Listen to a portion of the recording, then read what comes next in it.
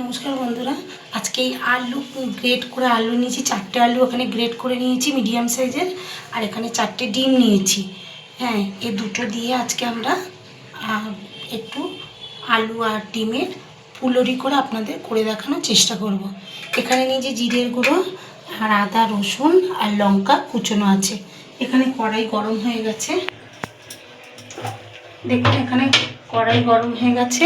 এবার এই কড়াইতে আমরা দিয়ে দেব তেল।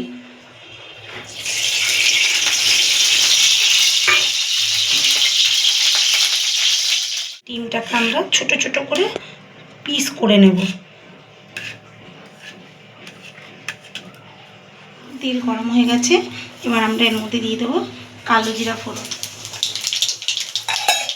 তার মধ্যে দিয়ে দেবো কালো জিরা ফোড়ন দেওয়ার পর দিয়ে দেবো পেঁয়াজ কুচি। আঁচটাকে আমরা কিন্তু মিডিয়াম আঁচে রেখে করব। পেঁয়াজ কুচি দিয়ে দিলাম, দিয়ে দেবো নুন, যাতে পেঁয়াজটা একটু মজে যায়। হালকা লাল করে তাকে ভেজে নেব।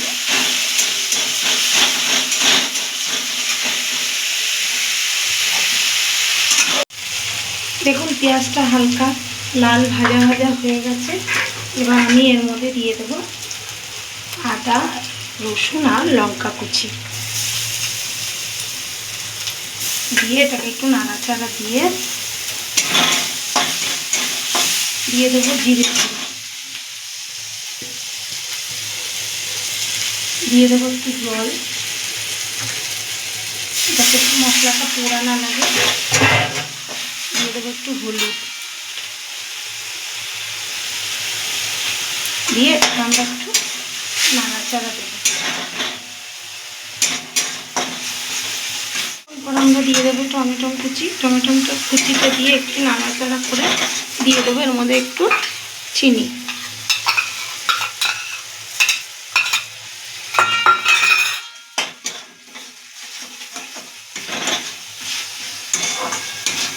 এবার এটাকে আমরা ভালো করে কষিয়ে নেব যাতে কাঁচা মশলার গন্ধ না ছাড়ে। তারপরে এটার মধ্যে আমরা আলুটাকে দিয়ে দেব। এরপর আমরা এই আলু গ্রেট করাটা এর মধ্যে দিয়ে দেব, দিয়ে এটাকে ভালো করে মিশিয়ে দেব। ডিমটা আমরা পরে দেবো, নাহলে এর মধ্যে পুরো একদম গলে যাবে। ডিমটাকে আমরা পরে দেবো, আলুটা মজে গেলে ডিমটাকে দেবো। এরপর আমরা এটাকে ঢাকা দিয়ে দেবো। একটু নুন দিয়ে দিলাম, আর এটাকে আমরা একটু নাড়াচাড়া দিয়ে সামান্য পরিমাণে একটু জল দিয়ে ঢাকা দিয়ে দেবো, না হলে এটা জিনিসটা লেগে যাবে। এইটুকু জল দিয়ে আমরা একটু ঢাকা দিয়ে দেবো।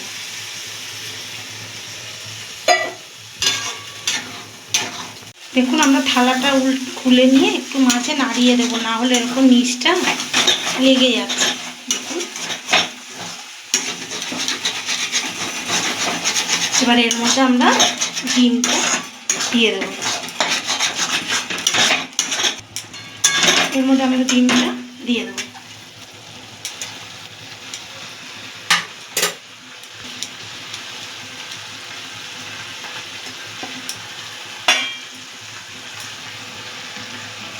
এটাকে আমরা মিক্স করে নেব। জলটা টেনে নিচ্ছে, আঁচটা কিন্তু একদম কমা আঁচে রেখে এটাকে ঢাকা দেবেন, না হলে কিন্তু হবে না। যেই জলটা টেনে যাওয়ার পরই আঁচটা কমিয়ে দেবেন। এবার এর মধ্যে একটু গরম মশলা দিয়ে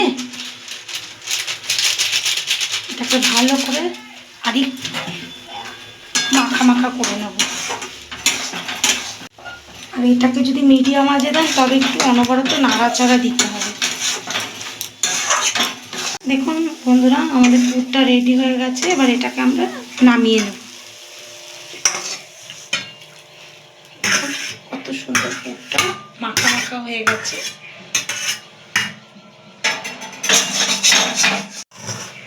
এদিকে এখানে বেসন, ব্যাটারের জন্য বেসন, ময়দা আর চিনি, নুন আর একটু হলুদ নিয়ে নিয়েছি। এবার এটাকে আমরা একটু ঘন করে গুলিয়ে নেব।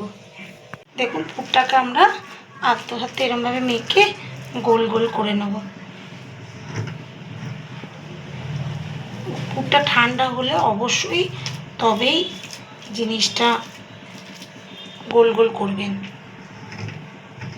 এখন এবার আমরা পুরটাকে আলতো হাতে গোল গোল করে নেবো। একটু হাতে একটু তেল মাখিয়ে নেবেন যাতে হাতের মধ্যে লেগে না যায়। এখন এরকমভাবে গোল গোল আকার সাজিয়ে নেবেন।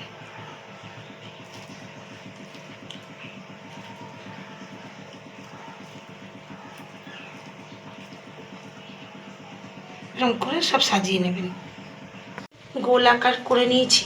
এবার আর এতটা পরিমাণে আমরা ঘন করেছি, যতটা পারবেন ঘন করবেন, তাহলে পুলইটা এই ব্যাটারটা ছিঁড়ে যাবে না। দেখুন না কতটা ঘন করেছি।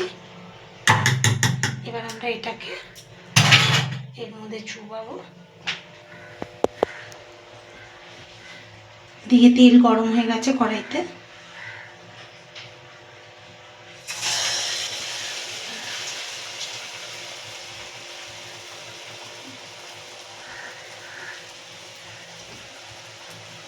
আলতো করে ছেড়ে দেব।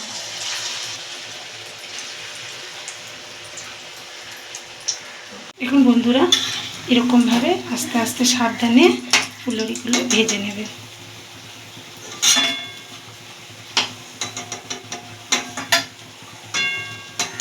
দেখতে দেখুন কতটা সুন্দর লাগছে।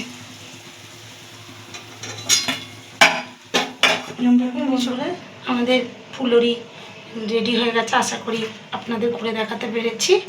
এটা বাচ্চা বড় সবারই ভালো লাগবে।